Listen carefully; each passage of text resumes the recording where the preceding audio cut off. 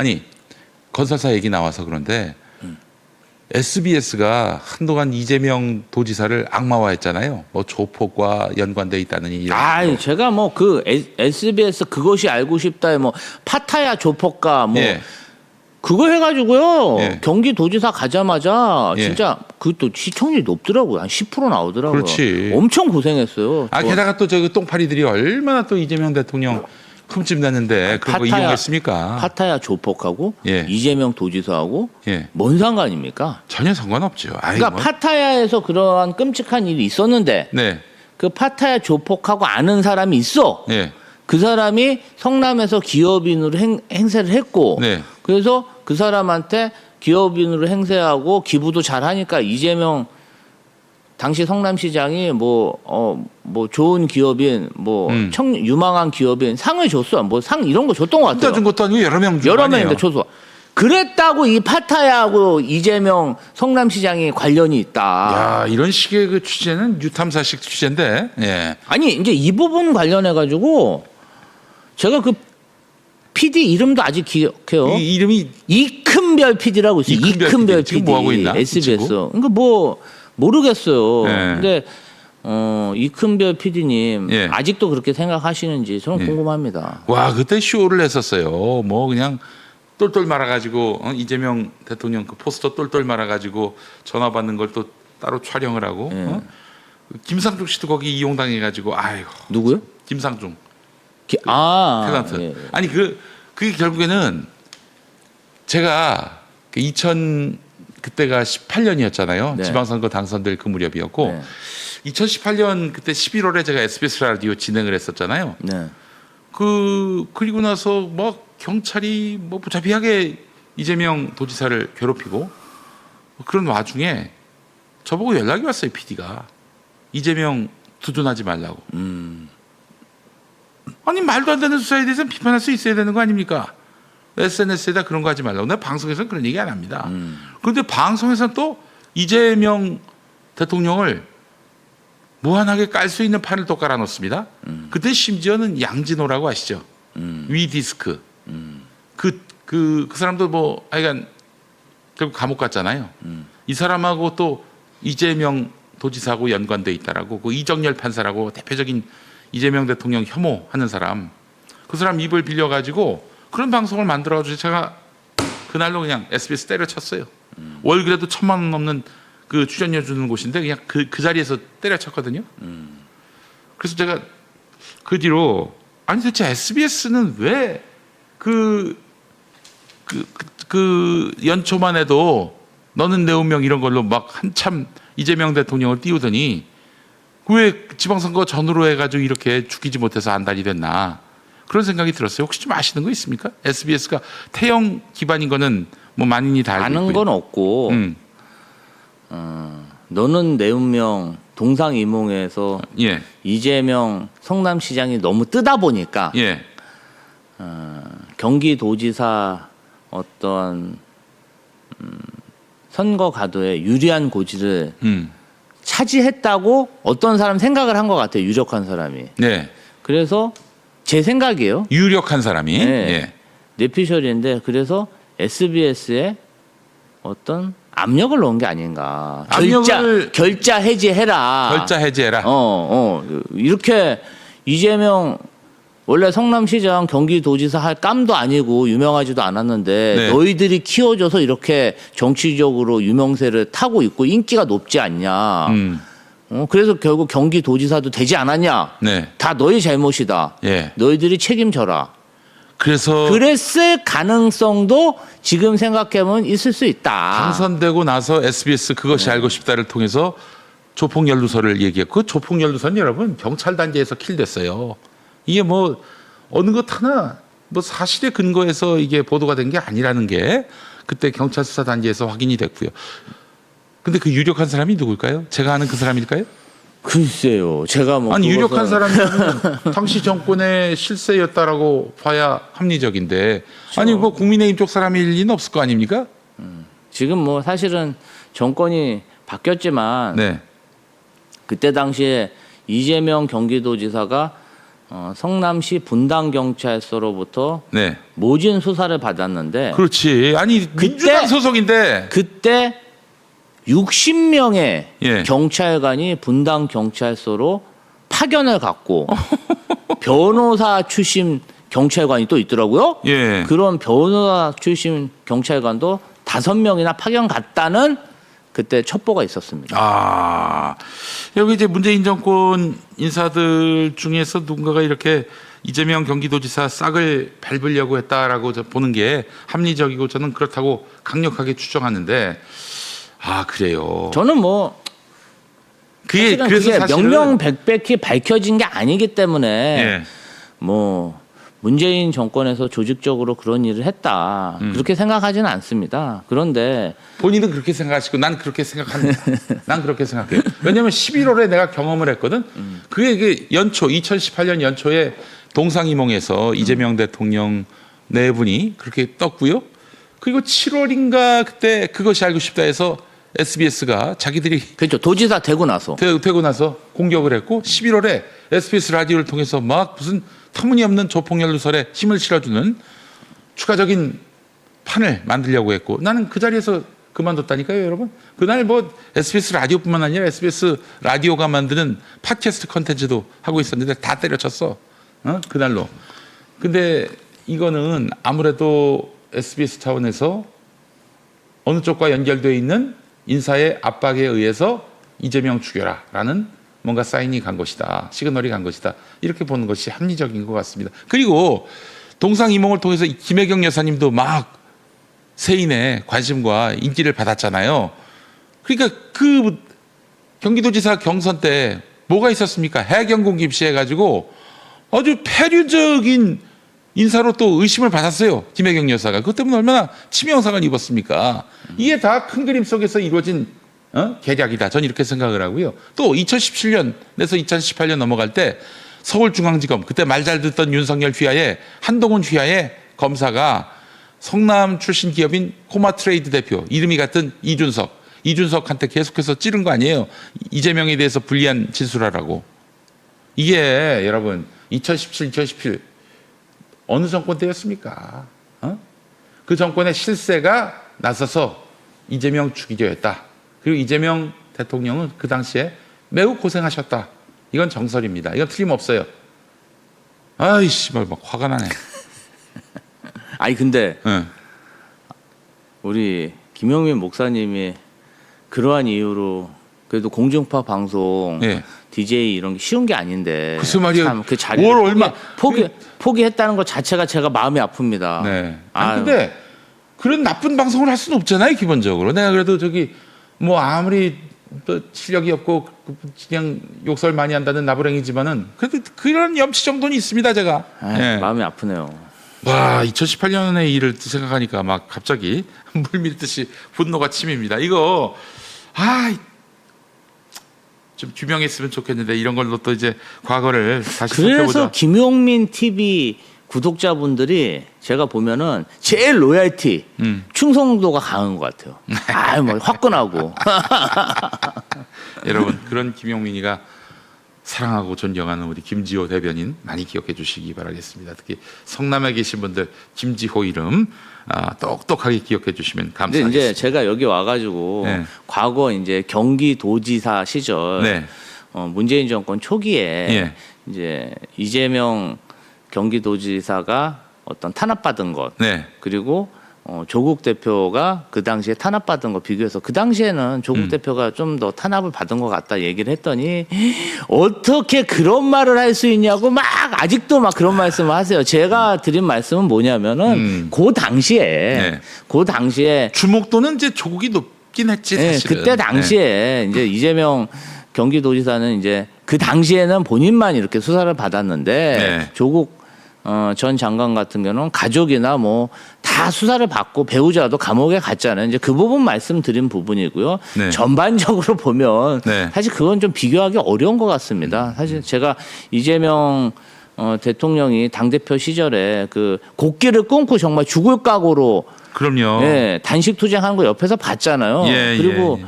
테러 당한 것도 바로 옆에서 옆에서 정말 죽을 고비 그러한 테러 시도 자체가 윤석열 정권에서 그런 분위기를 만든 거예요. 그렇지. 이재명 대표를 악마하고 그 모진 탄압을 제가 왜 모르겠습니까? 당내에서도 진짜 검찰가 짜고 구속을 시키려고 시도를 하고 그런 거 제가 다 봤잖아요. 네네네. 오해를 안 하셨으면 좋겠고요. 그런 부분 관련해서 막 이 하나하나를 잡아가지고 좀 제 말도 왜곡해서 공격하시는 분들이 있더라고요. 그래서 이게 이제 사실은 대개는 이재명 대통령 찐으로 지지하는 분들인데 이재명 대통령의 정치 역정 자체가 얼마나 억울함의 연속이었습니까? 그래서 억울함을 표시한 게 아니라 그리고 이제 저희는 현실 정치인이기 때문에 네네네. 이번에 대통령 선거를 앞두고 네. 조국 전 대표를 따르는 사람도 포용해야 돼요. 자꾸 사람을 쳐내면 선거에 이길 수가 없어요. 그러면 선거 시절에 그럼 한 표라도 얻어야 되는데 그 욕하고 다닙니까 제가? 그럴 수 없는 거잖아요. 네, 그래서 맞습니다. 좀 그런 부분은 이해를 해주셨으면 좋겠어요. 조국 전 대표 이재명 대통령이 그 사면에 결국 도장을 찍을 것이다. 사면할 의지가 있으시다. 이런 얘기를 제가 들었습니다. 지금은 국민의힘 송원석 비상대책위원장이 추천한 인사들도 지금 사면위원회를 다 통과를 했고 조국, 최강욱, 최신원 이런 분들도 지금 다 명단에 올라왔기 때문에 네. 최종적으로 이재명 대통령의 결심만 남았다. 이렇게 언론에 알려지고 있습니다. 네. 사면은 대통령의 고유 권한이고 저런 모든 논란과 책임을 본인이 다 지겠다. 이런 책임감 아니겠습니까? 저는 저도 대통령이 결심하시면은 존중해야 한다 이런 입장입니다. 그래서 대통령의 뜻이 어떻게 나올지는 8월 12일에 보면 알 것이고요. 네. 근데 저는 개인적으로는 그 사면을 하시더라도 그 결정은 옳다라고 보는 부분은 윤석열이 했던 모든 터무니없는 정치 기획 수사는 다 무력화돼야 한다. 원점에서 이거는 다시 들여다봐야 한다. 이런 입장입니다. 그래서 저는 윤석열이가 김건희가 치떨어할 그런 결론이 나오는 게 저는 이 순간에 정의에 부합하다라고 판단을 해요. 이게 또 거꾸로 조국 전 대표에 대한 사면을 하지 않는다. 그 양반이 정치검찰에 의해서 가장 가혹하게 수사를 받은 한 사람인데 이 사람의 대한 사면이 이루어지지 않는다라면은 이제 사실 여론의 눈치를 봐서 하지 않는다면은 그렇다면은 아직까지도 윤석열이 수사했던 것이 정당하다고 보는 그런 시각에 눈치를 보고 있다. 이재명 대통령이. 그런 시그널이 될 수 있기 때문에 저는 그런 의미에서 그렇게 할 필요가 있겠는가 하는 생각이 들어요. 저는 좀 이런 부분 말씀드리고 싶어요. 옛날에 윤석열 내란 속의 피의자가 대통령 되자마자 뭘 했습니까? 네. 그 당의 당대표인 이준석을 끌어내려서 패대기를 쳤죠. 그렇죠. 그리고 이재명 대통령도 경기도지사실에 어떤 일을 당했습니까? 엄청난 소모를 당했죠. 네. 정말. 저는 그런 것들이 아주 편협한 정치라고 생각해요. 정권을 잡고 대통령을 탄생시킨 집권 세력이라면 그렇게 내가 정권 좀 잡았다고 네. 편협하게 정치해서는 안 된다. 지금 이제 많은 분들이 지방선거라든지 다음 총선이라든지 대권 그리고 이제 심정적으로 그 송원석 비대위원장이 추천한 그 인사들을 사면한다는 게 많은 허탈감이 들죠. 근데 정치라는 게 저는 그렇게 편협하게 생각해서는 안 된다. 넓게 생각해야 된다. 진영, 민주 진영을 봐야 되고 국민 통합을 봐야 되고 그런 면에 있어서 이재명 대통령이 고독한 결단을 하실 것 같은데 그 부분 관련해서는 저는 통치권자의 그 권한을 인정해야겠다 이런 생각을 좀 가지고 있습니다. 저도 사실 이번 인사에 대해서 좀 불만이 없진 않습니다. 많은 그러나 이제 그런 얘기 안 하잖아요. 대통령의 결정이 우리보다는 더 많은 정보에 기초해 있고 또 무엇보다도 본인이 데리고 쓰겠다는 사람인데 우리가 이래라 저래라 하는 것은 좀 뭐 의견은 낼 수 있지만은 그 끝까지 갈 일은 아니다라는 생각은 들어요. 예. 아니 저는 김용민 목사님은 충분히 비판하실 수 있다고 생각해요. 뭐 최근에도 제가 막 뭐 설명하다가 한번 혼났는데. 근데 이제 예. 뭐 그 다음에 이제 방송 출연할 때 돼가지고 걱정하시더라고. 아니 내일 나오시나요? 뭐 네. 물어보고 아니 당연히 나가죠. 제가 뭐 혼날 때 혼나더라도 제가 이제 그런 말씀은 좀 전해드리고 네. 당직에 있으니까 가교 역할을 하는 거 아니겠습니까? 그런데 저는 김용민 목사님의 그 어떠한 그 순수한 마음. 진짜 이게 사실은 어떻게 보면 이 정치권에 있다 보면은 맨날 네. 이렇게 뭐 꼼냥꼼냥 하고 네. 근데 진짜 소신 있는 정말 평론가다 이런 생각을 많이 들거든요. 아이고. 전 존중합니다, 저희 김용민 목사님. 아니 이춘석 전 사무총장, 이춘석 전 법사위원장 주식 차명 거래에 대해서 민주당이 아주 박차고 나가고 있습니다 지금. 지금 국민의힘 못지않게 아예 윤리심판원 단계에서 차명 거래 맞다. 이건 매우 심각한 사안이고 그렇죠. 용납받을 일이 아니다라는 점을 분명히 했습니다. 야, 어떻게 우리 민주당을 이렇게 배신할 수 있습니까? 아니, 어떻게- 법사위원장 제일 중요한 법사위원장을 시켜놨는데 네. 어떻게 이런 짓을 할 수 있죠? 그리고 이게 말이 안 되잖아요. 네. 이게 금융 거래인데 금융 네. 거래라는 게 굉장히 그 어떤 보안 절차라든지 저도 주식 거래하고 있지만 네. 제 이렇게 페이스 네. 그런 아이디가 있어야 들어갈 수가 있어요. 그렇지. 아니 그런데 그냥 뭐 보좌관의 핸드폰을 가져갔다니 뭔 얘기인지 모르겠어요. 아니 그 너무 저 해명도 허술하고 허접하고 그럴 것 같으면 차라리 아무 얘기도 하지 않고 그러는 게 나을 텐데 또 뭐 즉각적으로 뭔가 얘기를 해야 이게 여론이 잠잠해질 것이다라고 생각을 하고 막 던진 것 같은데 막 던지면 큰일 납니다. 이런 거는. 당이 아주 기민하고 신속하게 대응을 한 것 같고요. 이재명 대통령도 뭐 휴가지에서까지 이 문제는 묵고 할 문제가 아니다라고 분명히 했기 때문에 이분은 이제 민주당하고의 인연이 끝났어요. 앞으로 정치하기는 좀 쉽지 않을 겁니다. 그런데 정권 초에 게다가 또 이 국정자문위원회에 들어가 계신 분이 이런 행동을 했다는 것 자체가 사실은 정말 참 너무 충격적이고 참 낡고 오래된 정치인들은 이게 문제인 것 같아요. 그냥 관계가 좋았다고 하잖아요. 주변 정치인들하고 이런 분들이 사실은 진짜 폭탄이 되는 수가 많다. 좀 국민을 우습게 한 게 아닌가?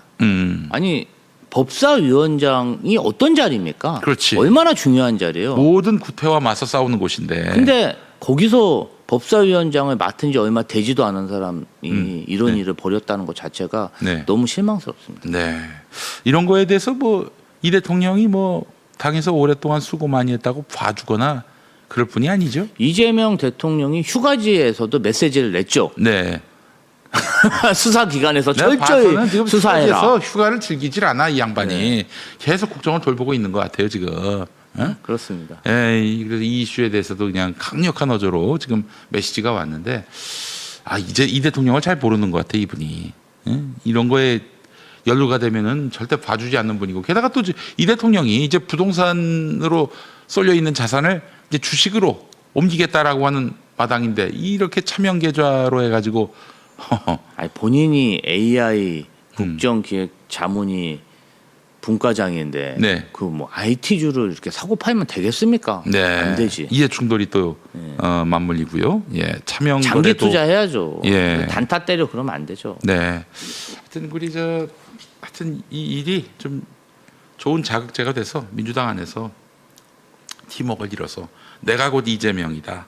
내가 곧 민주당 정권이다. 이런 의식과 심리들이 확산됐으면 하는 그런 바람을 갖습니다. 이게 좋은 자극제가 됐으면 좋겠어요. 근데 그런 것도 있어요.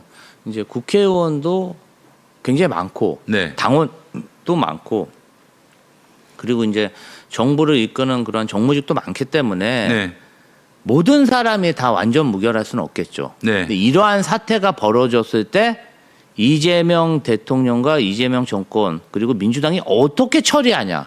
이걸 국민들이 보고 있거든요. 네. 자, 국민의힘 보세요. 예. 그 윤석열을 못 끊어내잖아요. 예. 윤석열 잘했대잖아요, 지금. 예. 윤석열 다시 입당 신청하면 김문수가 다시 받아줘야 된다고 전환길 하잖아요. 앞에서. 아니 그러니까 예. 그 당은 뭐 그런 거고 우리 당은 사실 비교할 수가 없는 거죠. 네. 뭐 그 당은 이제 저 거의 구제불능 상황이 된 것 같고요. 한번 시원하게 망해야 어떻게 재기를 해도 할 수 있지 않을까 하는 생각이 듭니다. 예. 망하는 것밖에는 길이 없고 자기들이 스스로 망할 수 없다면 좀 외부에서 도와줘야 하지 않겠나 네. 하는 그런 생각이 듭니다.